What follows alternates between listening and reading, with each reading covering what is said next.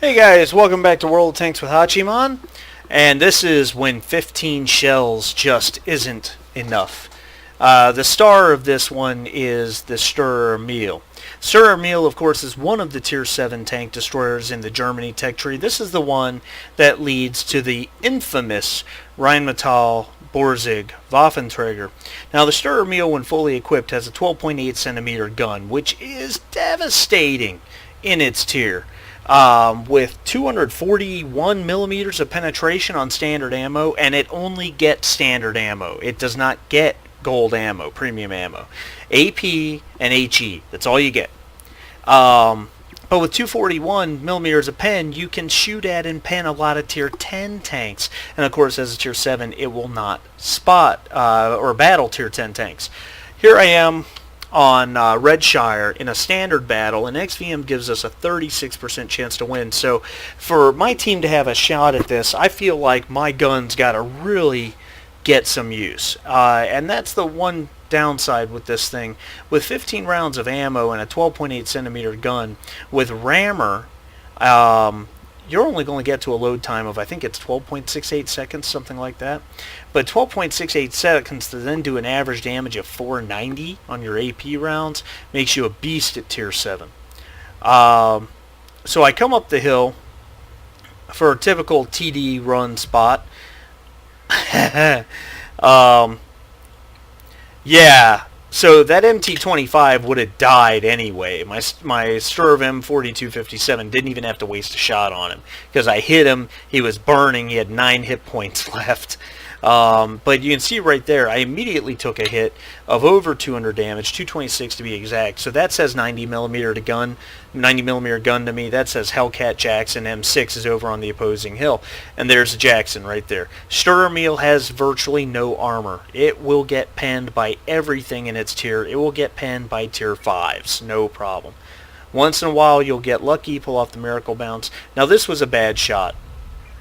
And the reason it was a bad shot was I auto-aimed, and only really the turret of that Jackson is hittable at that point. But that's okay. I switched to this Cromwell, and I ream him. Okay, now let me tell you something else. It was right here that I discovered that I was bugged on this game. I couldn't switch to my HE ammunition. Because I thought maybe after the first 2 targets I encountered being soft targets, I should switch to HE. Couldn't switch to it. I was stuck in AP, and I don't know why. So now I'm just looking for shots against all these enemy heavy tanks that are over here in Heavy Alley.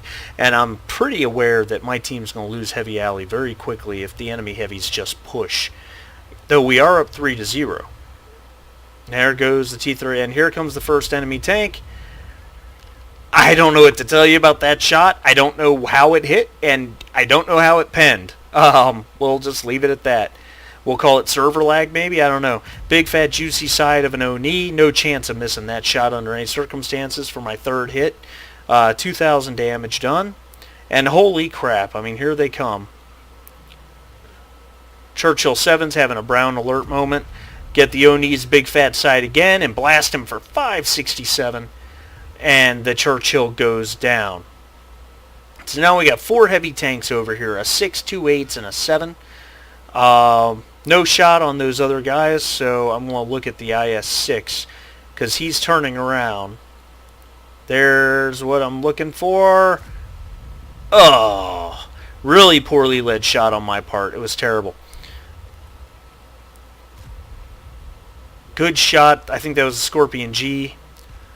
And there's the kill. Finish off a very dangerous Patriot. Blue player, too. Very good WN8 player. There's the IS-6. I lock on, realize my earlier mistake, and say, nope, not doing that again. And I missed the shot. Anyway, he started to move right as I fired. No chance that shot was going to hit. Really, those 2 shots on the IS-6 were pretty bad. Actually, all 3 shots I missed. And yes, I said 3 shots that I missed this game. All of them were just bad shots that if I calmed down a little bit, I'd have been okay. But that's alright. We're up 8-6. T-34 is coming into view. Scorpion nails him. I nail him. He's down to 59 hit points already. And I'm up to 3,300 damage. And the Scorpion, actually, I'm sorry, the SCRV finishes him off. That's good, because Scorpion and I have such high alpha damage shells, you really don't want to ream somebody who only has 59 hit points left, especially when what I just informed my team, I just have 5 rounds left. 2 HP, 2 AP, 3 HE, and remember, I can't switch ammo. For some reason, I am stuck firing AP ammo. A Hellcat could pop up, a tank I could one-shot with an HE round, and I can't switch. So, realizing that the enemy IS-6 is all the way back to his base, and the other IS-6 is all the way back there, I am going to start to head down that direction, and then that ISU gets spotted. I thought I had a shot on him. I really didn't. His gun was sticking up in the air, and that's not a shot. So I just said, you know what? I'm going to have to rely on my Scorpion to finish that guy. Meanwhile, we just lost our T-34 too. Scorpion does finish the ISU, but he takes a big ol' hit for it. 800 damage. I really didn't need that. And then there's the Comet. And oh, I wish I had HE loaded, but I can't. Comet's behind a building, of course. As soon as I go down the hill, he comes out, but that's okay. And we lose our Centurion 1. I'm spotted probably by the Comet, but he's cowering behind a building, so I'm really not that worried.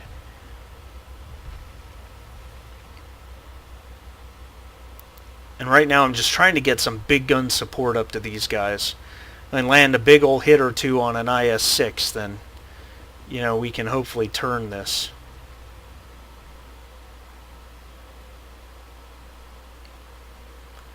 And now it's a waiting game, because I can't go out there. Those IS-6 spot me, each one of them hits me, I'm dead. So I've got to hold back and wait for the spots so that I can land a big 490 damage hit on somebody. And we're being very patient. Very, very patient. That's what I don't like about the playstyle of this type of tank destroyer. With no armor and a big gun, you have to sit back and wait for your shot. And I'm kind of an active fighter. I like to make my own shots. So, alright.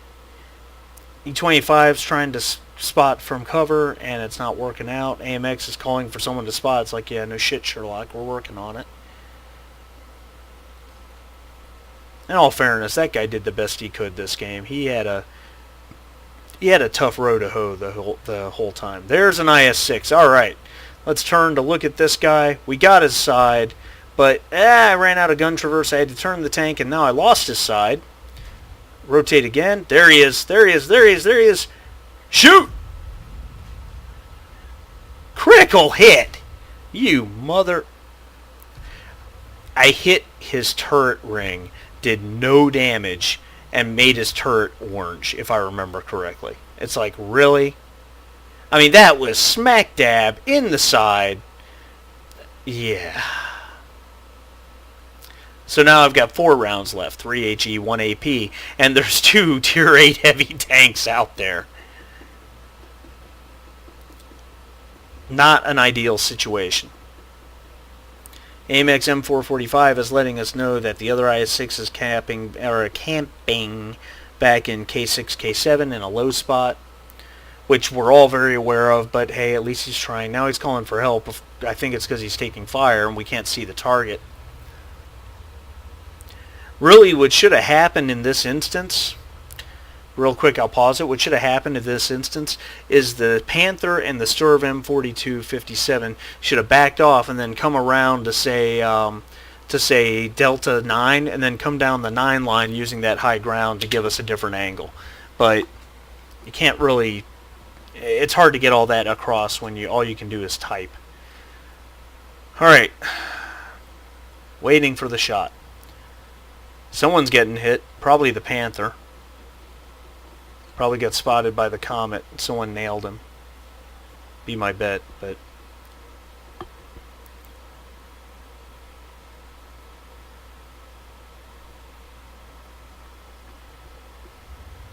Comet! Ah! Alright, well, he's being shot at, so maybe he'll move. Maybe he'll move. Nope. And the Hellcat finishes our Panther. There's an E-25. Now, you're going to have to tell me Alright, good. There goes the E25. There's the IS-6. And I have no shot. That's the low-health IS-6 who's been camping the back of the map the whole game. And I have no shot on him. There's a depression back there, and he's down in it. So now we're down 11 to 12. Finally, the SCRV is kind of making the move I wanted, but not really. He's way back there. There's the other IS-6. And there's the Comet. I view the Comet as a bigger danger to me at this point, and maybe that was a mistake, because I just put my last AP round right into his side when I probably could have planted it in the IS-6. I lose the spot.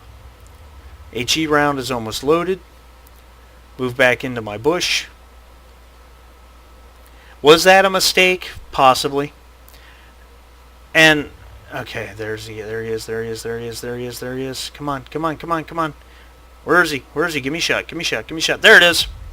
Poof. And maybe that is that's the defining characteristic of a player who's trying to improve versus a player that just rages against his team.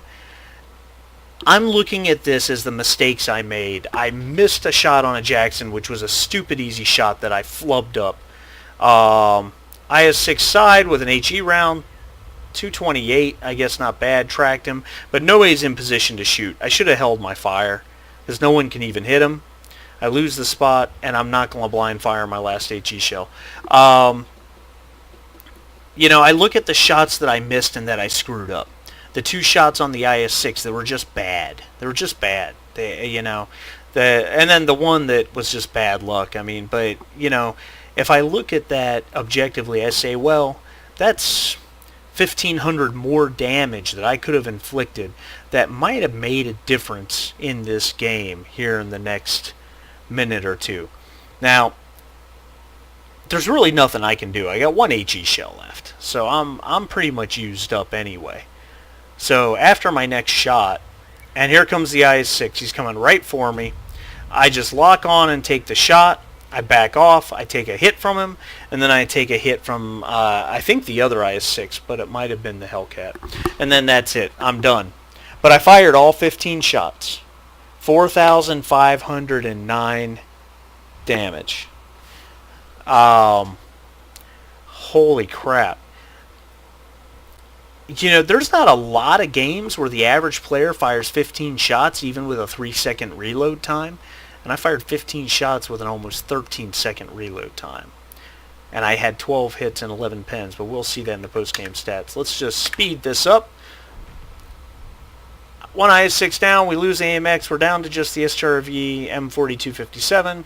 He's thinking about hunting the IS-6, and the Hellcat shows up, he hits the Hellcat once, and then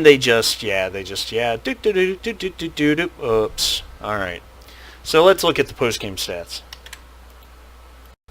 So here it is, a defeat. High caliber, which is no surprise to anybody. The ace tanker in a loss.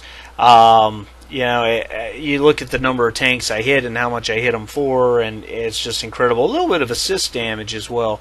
Of course, that's not really the star of the show. Obviously, number 1 on the team in both damage done and experience. Number 1 in the game on damage done. That's what high caliber means. And if we get into the individual stats, we'll find that 15 shots fired, all 15 shells with 12 hits and 11 penetrations, and a pretty huge amount of damage done over 300 meters, over 3,000, which I'd have to look up the requirements for the Tank Sniper Award. But anyway, it was just it was, even for a loss, it was a fantastic match for me. It was a heartbreaker, obviously, and I really hope you guys enjoyed watching it. I hope you will like the video, thumbs up it, share it with your friends, subscribe for more, because again, I'm not the best World of Tanks player out there, not by a long shot, and that's who this channel is for, the people who are not by a long shot the best tankers out there. Thanks a lot, guys. Thanks so much for watching. We'll see you next time.